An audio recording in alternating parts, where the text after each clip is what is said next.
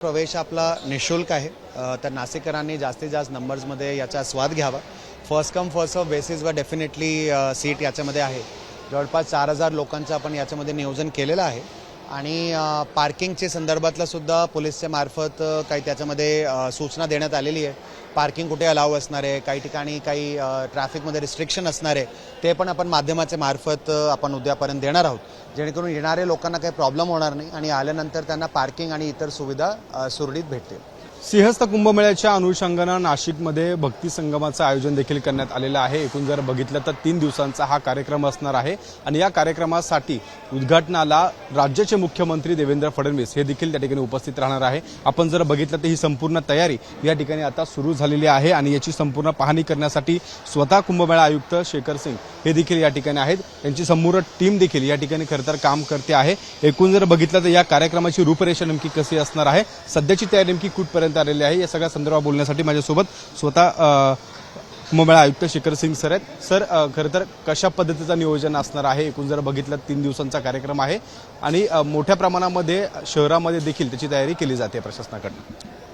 खऱ्या अर्थाने याची जी संकल्पना आहे माननीय मुख्यमंत्री महोदयाने मला दिलेली आणि त्याचे मागचा जे एक संपूर्ण एक जे बॅकग्राऊंड आहे तो असा आहे की आपलं महाराष्ट्राची खूप आपली 700-800 वर्षापेक्षा जास्त आपली जुनी संतांची परंपरा, म्हणजे त्याच्यापेक्षा पण जुनी आपली संतांची सर्व परंपरा आहे। संतांची वाणी, संतांचं ज्ञान, त्यांची परंपरा आणि सगळे जे वेगवेगळे प्रवाह आहे, म्हणजे आपला वारकरी संप्रदाय असो, नारदीय परंपरा असो, महानुभाव संप्रदाय असो, असं वेगवेगळे प्रवाह मिळून जे एक आपला एक प्रकारे जे ज्ञानाची संपूर्ण जे नदी महाराष्ट्रभरामध्ये प्रवाहित होते आणि त्याच्यासोबतच जे आपलं सिंहस्थ महाकुंभच्या निमित्ताने जे वेगवेगळे साधू संत वगैरे संपूर्ण राज्यभरातून देशभरातून आपल्याकडे येतात, स्नान घेतात, त्यांना सर्वांचा एक प्रकारे आपण कन्व्हर्जन्स, त्यांचा सर्वांचा संगम कसं करू शकतो म्हणून कुंभ भक्ती संगम म्हणून प्रोग्राम घेतोय।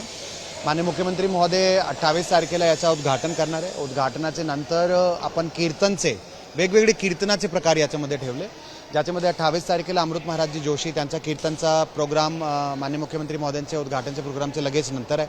त्याच्यानंतर राहुलजी देशपांडे त्यांचा अभंग वारीचा प्रोग्राम आहे। 29 तारखेला भक्ती संमेलनचा कार्यक्रम आपण याच्यामध्ये ठेवला आहे, सकाळच्या सत्रामध्ये 10 ते 12 आणि 2 ते 4, ज्याच्यामध्ये 2 टॉपिक आपण ठेवले, संतांची वाणी आणि संत परंपरा आणि त्याच्याशी निगडीत समरसता आणि राष्ट्रदृष्टीचा मुद्दा। त्याच्यामध्ये चर्चासत्रामध्ये सर्वांना त्याच्यामध्ये उहापोह सगळे यांचे संतांचं जे संपूर्ण ज्ञान आहे त्याच्यावरचा संपूर्ण विचार आणि त्याला सिंहस्थ महाकुंभशी जोडणी कसा आहे त्याच्यावरचा सगळा विचार त्याच्यामध्ये असणार आहे। त्याच दिवशी संध्याकाळी चारुदत्त ताफडे साहेबांचं कीर्तन असणार आहे नारदीय परंपराचे आणि त्याच्यानंतर महाराष्ट्राचे बाहेरचे सुद्धा काही कीर्तन आणि भजनचे प्रकार आपल्या नाशिककरांना आस्वाद घेता यावं आणि वेगवेगळे प्रकार त्यांना म्हणजे याच्यामध्ये कळावं म्हणून मैथिली ठाकूर जे आपली बिहारचे सन्माननीय आमदार पण आहे आणि याच्यासोबतच नॅशनल रिकॉग्नाइज भजन सिंगर आहे, ते पण याच्यासाठी येत आहे 8 ते 10 29 तारखेला। 30 तारखेला आपला पंजाबमधलं गोल्डन टेम्पल तिकडचे मेन दरबारी हजूरी रागी आपले भाई मनिंदर सिंगजी, 4 वाजता मणिपूरचा नट संकीर्तन हरी संकीर्तनचा त्यांचा ग्रुप आणि 5 वाजता इंदुरीकर महाराज, असा संपूर्ण आपली रूपरेषा आहे। एकूण जर बघितलं तर या सगळ्या कार्यक्रमासाठी तयारी प्रशासनाकडून केली जाते। लोकप्रतिनिधींना देखील आपण त्या ठिकाणी आवाहन करत आहात का? सगळ्या विभागांच्या अधिकाऱ्यांना त्यांची देखील कशा पद्धतीने मदत आपल्याला ठिकाणी होते? सर्व विभागाचे पण याच्यामध्ये मदत घेतोय। कलेक्टर ऑफिस पासून NMC आहे, CP सर आहे, SP साहेब आहे, PWD आहे, वेगवेगळे NMCचे आपले डिपार्टमेंट्स आहे आणि याच्या व्यतिरिक्त इतर पण सगळे विभाग एक म्हणून एक टीम म्हणून आपण याच्यामध्ये काम करतोय।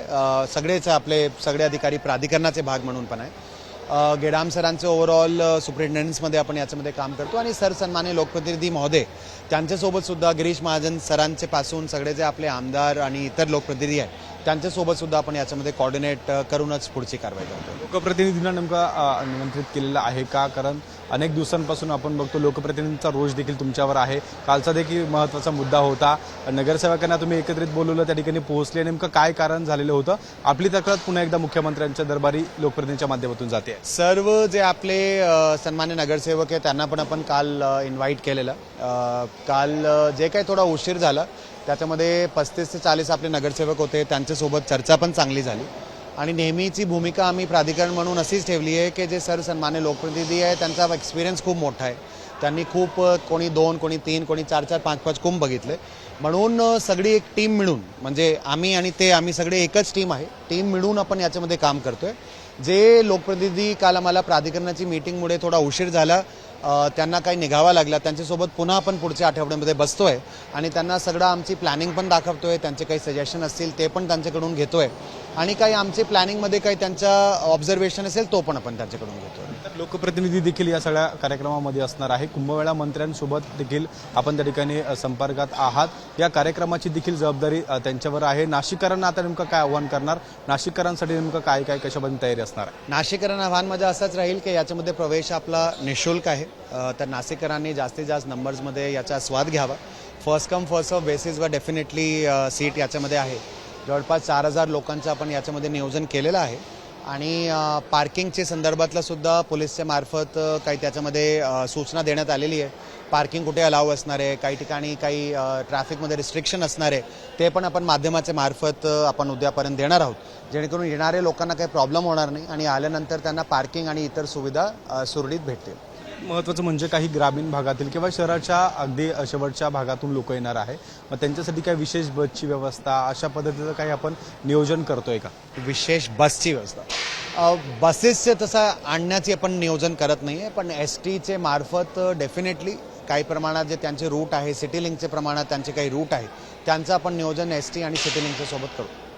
आपण जर बघितलं तर माझ्यासोबत स्वतः कुंभमेळ्याचे आयुक्त शेखर सिंग होते. आपण जर बघितलं तर या भक्ती संगमाच्या कार्यक्रमाच्या माध्यमातून खरं तर भक्तांची संतांची परंपरा खरं तर हा मूळ हेतू या ठिकाणी डोळ्यासमोर ठेवून सिंहस्थ कुंभमेळ्याच्या अनुषंगानं खरं तर या सगळ्या कार्यक्रमाचं आयोजन करण्यात आलेलं आहे. आपण जर बघितलं तर नाशिकच्या ठक्करडोब या ठिकाणी हे सगळं नियोजन केलं जात आहे. मोठ्या प्रमाणामध्ये या ठिकाणी ही तयारी देखील केली जाते आणि प्रशासनाच्या माध्यमातून खरं तर या ठिकाणी ही संपूर्ण तयारी त्या ठिकाणी त्याची पाहणी कुंभमेळा आयुक्त आहेत शेखर सिंग हे स्वतः करतायत. तर दुसऱ्या बाजूला आपण बघितलं तर अनेक दिवसांपासून लोकप्रतिनिधींची देखील वारंवार कुंभमेळा आयुक्त यांच्या संदर्भातल्या ज्या तक्रारी आहेत त्या तक्रारींसंदर्भात देखील पुढील या कार्यक्रमानंतर पुढील आठवड्यामध्ये पुन्हा एकदा नगरसेवकांसोबत एकत्रित बैठक घेतली जाईल आणि या सगळ्या नगरसेवकांच्या ज्या अडचणी आहेत किंवा कुंभच्या अनुषंगानं त्यांना जी माहिती आहे ती खरं तर प्राधिकरणाच्या माध्यमातून दिली जाईल असं देखील खरं तर कुंभमेळा आयुक्त यांनी सांगितलं आहे. त्यामुळे या कार्यक्रमाची तयारी आता सुरू असताना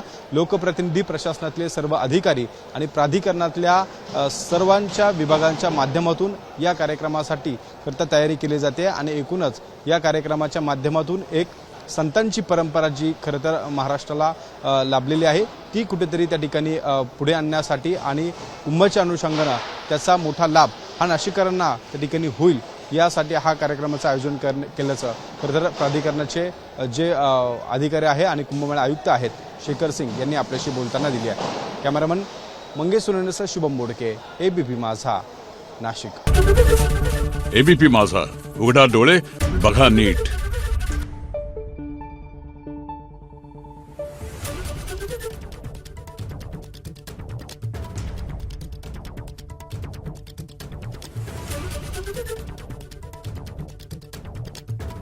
Thank you.